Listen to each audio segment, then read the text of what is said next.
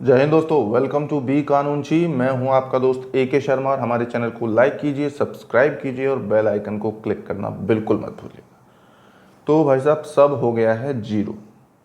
जी हाँ, ये देख रहे हैं ना, ये क्रिमिनल मैनुअल, ये जो CRPC IPC एविडेंस जो हम पढ़ते आए हैं अभी तक, लॉ कॉलेज में आपने भी पढ़ा होगा अगर आप जो है कानून के छात्र हैं।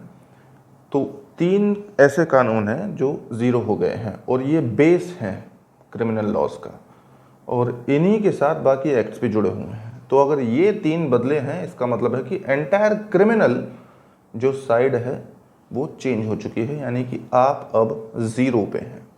कॉन्सेप्ट वाइज नहीं, लेकिन अगर आप किसी कंपटीशन की तैयारी कर रहे हैं, या फिर आप कानून के छात्र हैं, या फिर आप प्रैक्टिस में हैं, एडवोकेसी आप करते हैं, तो अब आपको दोबारा से छात्र जो है ज़ीरो से बनना पड़ेगा। छात्र तो हमेशा रहता है कानून का, जो भी प्रैक्टिशनर हैं या फिर एडवोकेट्स हैं या फिर जजेस हैं, इवन जो भी लॉ का प्रोफेशनल है, जो फील्ड में हैं, जो लॉ ऑफिसर्स हैं लाइक मी, उनको सबको अब दोबारा से इन एक्ट्स को पढ़ना पड़ेगा, क्योंकि हमारे प्रिय गृह मंत्री जी अमित शाह जी ने और माननीय प्रधानमंत्री श्री मोदी जी ने 3 एक्ट्स को, जो कि पहले IPC, CRPC और एविडेंस कहे जाते थे, अब उनको सिग्निफिकेंटली बदलकर भारतीय साक्ष्य संहिता एविडेंस एक्ट के लिए, भारतीय नागरिक सुरक्षा संहिता CRPC के लिए और IPC के लिए भारतीय न्याय संहिता का नया नाम दे दिया है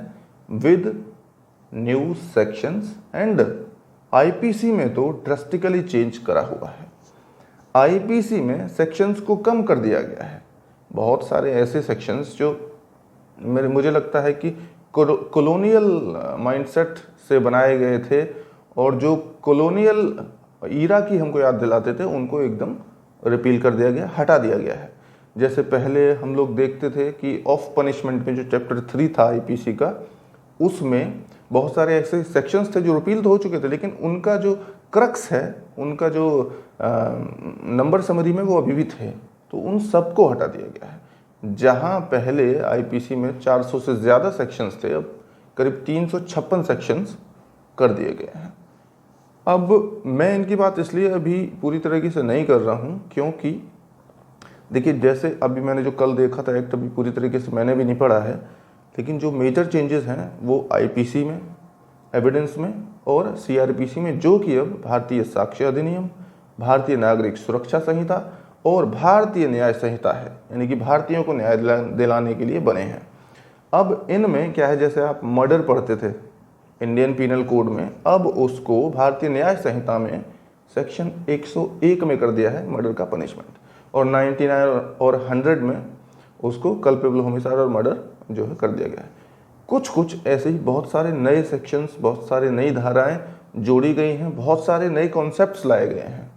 पूरी तरीके से एकदम ड्रास्टिकली चेंज है IPC।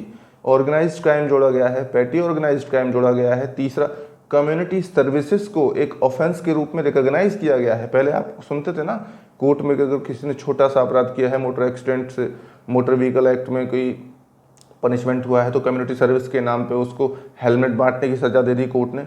अब ऐसे ऑफेंसेस को, कम्युनिटी सर्विसेज को, यानी कि मान लीजिए आपने कोई छोटा ऑफेंस किया, मान लीजिए आपने कहीं, आपको भूख लगी है, किसी का आपने बड़ा पाव जो है छीन के खा लिया, तो ऐसे छोटे छोटे ऑफेंसेस को अब आपको बोल दिया जाएगा कि आप 100 रुपये के बड़े पाव बांटेंगे 10 दिन तक जो है खड़े होके। तो ऐसे जो ऑफेंसेस हैं उनको अब IPC में इंक्लूड कर लिया गया है।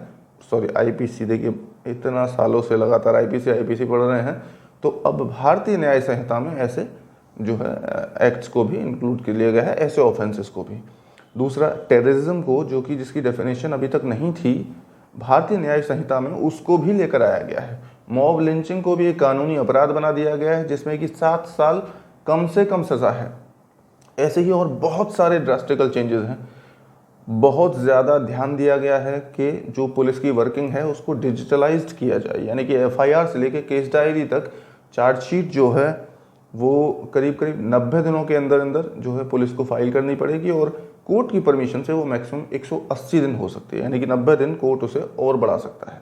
लेकिन बात ये है कि कोर्ट में भी अंकुश लगाया गया है। ऐसा नहीं है कि अब जो जजेस हैं वो मामले को खींचते रहेंगे।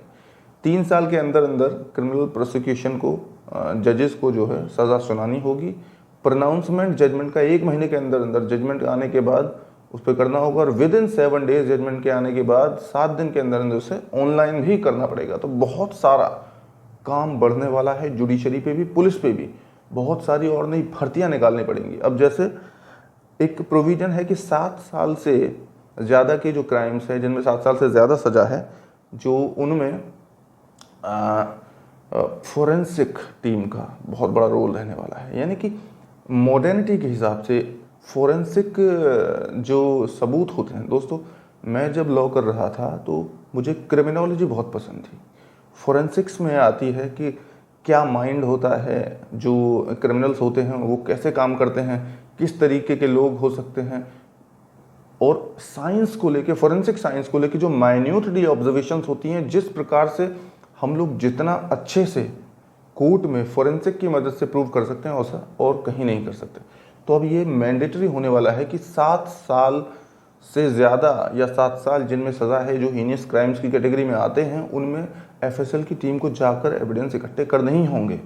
और इसके लिए हर डिस्ट्रिक्ट में करीब करीब 3 से 4 जो है फोरेंसिक लैब्स बनेंगी। अभी क्या होता है कि मान लीजिए दिल्ली में भी क्राइम हुआ है तो बहुत सारी जगह ऐसी हैं कि उन्हें दूसरे स्टेट में जाके एफएसएल की फैसिलिटी लेनी पड़ती है, और उसमें महीने 2 महीने खर्च हो जाते हैं, कई बार तो सैंपल्स ख़राब भी हो जाते हैं। और मतलब इसी वजह से कन्विक्शन रेट जो है 8 से 10% का था। उसे माननीय प्रधानमंत्री और गृह मंत्री जी का ये इरादा है, ये लक्ष्य है कि 90% तक का कन्विक्शन रेट हमको देना है। बहुत ही अच्छा है। लेकिन जो कंपटीशन की तैयारी कर रहे हैं, जो हमारे जैसे स्टूडेंट हैं, प्रैक्टिस कर रहे हैं, उनके लिए ये प्रॉब्लम इसलिए है कि उनको 0 से शुरू करना पड़ेगा। लेकिन आपदा में अवसर ढूंढने वाला अच्छा बात ये है कि जो अभी शुरू कर रहे थे तैयारी, उनके लिए, और जो शुरू कर चुके हैं सालों पहले, 2-3 साल पहले की शुरू कर चुके हैं, तो इन तीनों क्षेत्रों में करीब करीब फिर से वहीं लाके, मतलब सब अब साथ हो गए हैं।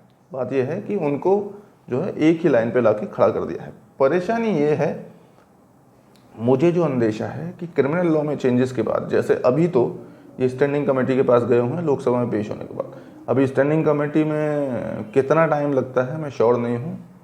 जो पुराने अगर इतिहास को देखें स्टैंडिंग कमेटी का तो बहुत टाइम लग जाता था, लेकिन इनका ट्रैक रिकॉर्ड देखें, यानी कि अभी जो सरकार है उसका ट्रैक रिकॉर्ड है कि तो अगले सेशन तक जो है, अगले सेशन में पास हो जाना चाहिए, अगले या फिर 24 में, तो इसको समझिए कि चुनाव से पहले पहले पास होना। मतलब आपका अब जो नोटिफिकेशन आएगा नेक्स्ट, अभी तो नोटिफिकेशन नहीं आएंगे क्योंकि ये पहले बिल बन जाए, तभी सभी जो कमीशंस हैं या फिर हाई कोर्ट्स हैं सोचेंगे कि तभी हम जो लाएं।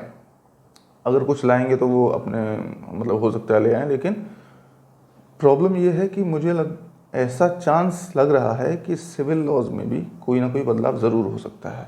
अगर सिविल प्रोसीजर कोड में सीपीसी में बदलाव हुआ तो भाई साहब, मतलब अभी भी वो समझ नहीं आती है, तो अगर बदलाव कर दिया तो जो समझा हुआ है फिर से शुरू करना पड़ेगा।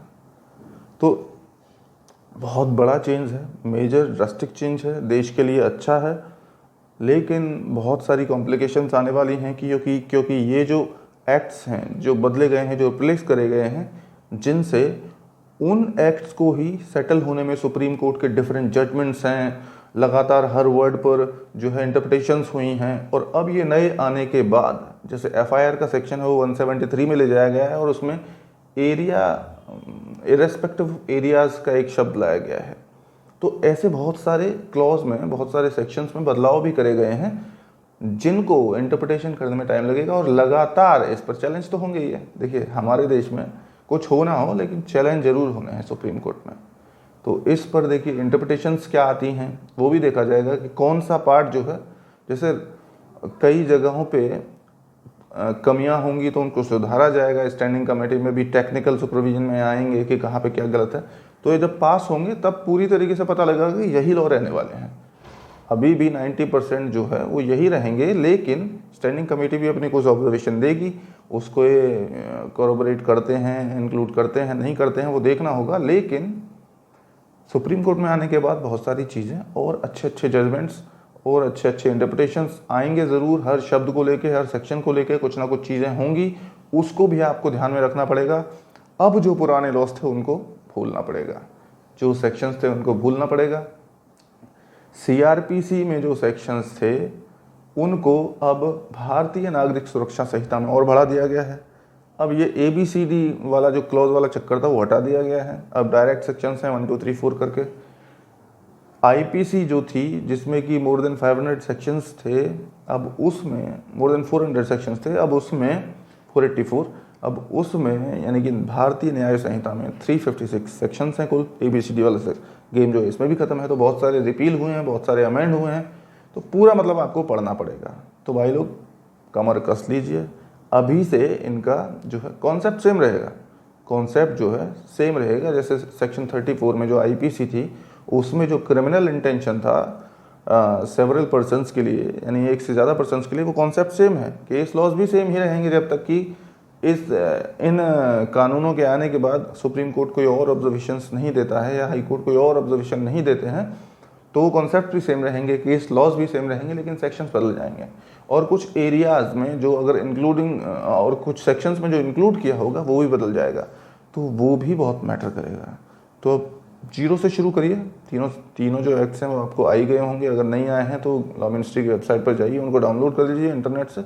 अभी क्योंकि बेयर एक्ट्स आने में पब्लिकेशन हाउसेस का वो टाइम लगेगा, जब तक कि लॉ स्टैंडिंग कमेटी पास नहीं कर देती और ये एक्ट नहीं बन जाते, यानी कि पास नहीं हो जाते, प्रेजेंट की मोहर नहीं लग जाती, तब तक ये नहीं आएंगे। लेकिन हम लोग को क्या है, जो कंपटीशन में है उनको लगातार इनको अब रिवाइज करना शुरू कर देना चाहिए, ताकि पुराना जाए नया आए। अब IPC, एविडेंस और CRPC भूल जाइए। भारतीय न्याय संहिता, भारतीय साक्ष्य अधिनियम और भारतीय नागरिक सुरक्षा संहिता को याद करके रखिए। टाइम लगने वाला है, मुझे भी लगने वाला है, आपको भी लगने वाला है, लेकिन कोशिश करने वालों की हार नहीं होती है। तो अब इनका क्या करना है देखते हैं। बाकी ये तो सदाबहार है और कुछ नहीं पढ़ सकते, तो इनको पढ़िए।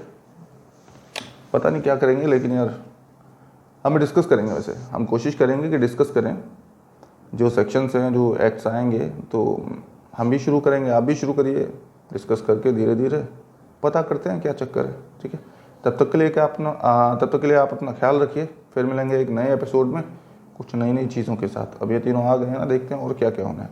मैंने सुना था कि करीब 10 एक्ट्स में चेंज होना है, करीब 10 नए एक्ट आने वाले थे इस सेशन में। अब ये सेशन तो खत्म हो गया, हम देखते हैं विंटर सेशन में क्या होता है और नई नई इंटरेस्टिंग चीज़ें मिलेंगी। तो अपना ख्याल रखिए, तब तक के लिए जय हिंद, जय भारत।